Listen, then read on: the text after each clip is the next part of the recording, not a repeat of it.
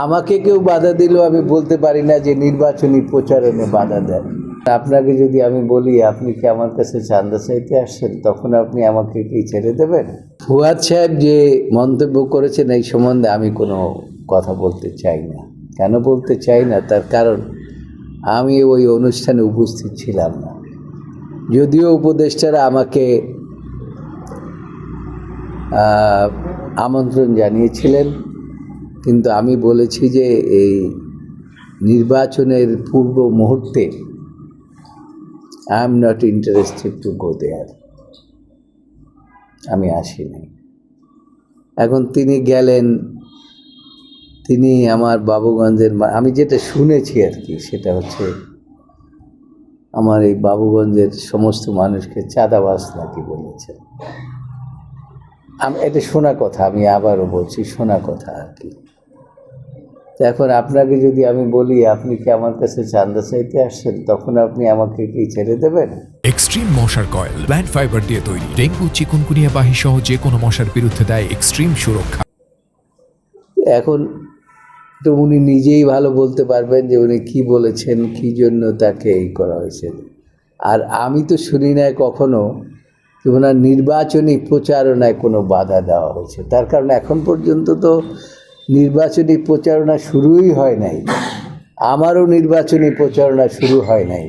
তার কারণ নির্বাচনী প্রচারণা শুরুটা হবে ইনফ্যাক্ট যেদিন মনোনয়নপত্র দাখিল হবে। মনোনয়নপত্রের বাছাইয়ের একটা ব্যাপার আছে, বাছাইতে কে টিকবে কে টিকবে না তার উপরে নির্ভর করবে ক্যান্ডিডেটশিপটা। তো এখন উনি যদি বাছাইতে টিকেন তাহলে উনি একজন ক্যান্ডিডেট হবেন, তারপরে নির্বাচনী প্রচারণা শুরু করবেন।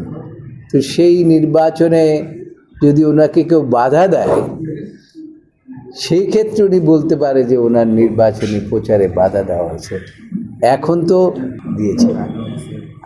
আমাকে যদি কেউ বলে যে আজকে যে হাজার হাজার লক্ষ লক্ষ লোক আসছে বেগম খালেদা জিয়ার দোয়া অনুষ্ঠান করতে, আমি তো কাউকে দাওয়াত করে আনি নাই। বেগম খালেদা জিয়াকে মানুষ ভালোবাসে, দেশের মানুষ ভালোবাসে। বেগম খালেদা জিয়া গণতন্ত্রের মাতা।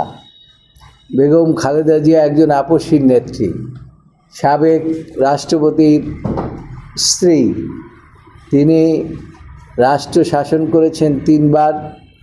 তিনি অত্যন্ত সফলতার সাথে তিনি 13 অ্যামেন্ডমেন্ট করে তত্ত্বাবধায়ক সরকার ব্যবস্থা প্রবর্তন করে গেছেন এই দেশে একটা সুষ্ঠু নির্বাচনের জন্য। তো তার জন্য সারা পৃথিবীর মানুষ কাঁদে। তো এই বাবুগঞ্জের মানুষ কাঁদবে না বেগম খালেদা জিয়ার জন্য, এটা তো আমরা মনে করতে পারি না। তো সেই আকুতি কাকুতি থেকেই মানুষ আজকে আমি দেখলাম যে একটা কলেজ মাঠে পুরো মাঠ ভরে চারিদিকে লোকজন মোনাজাত করে দোয়া করছে সকলে মিলে, যাতে করে বেগম খালেদা জিয়া সুস্থ হয়।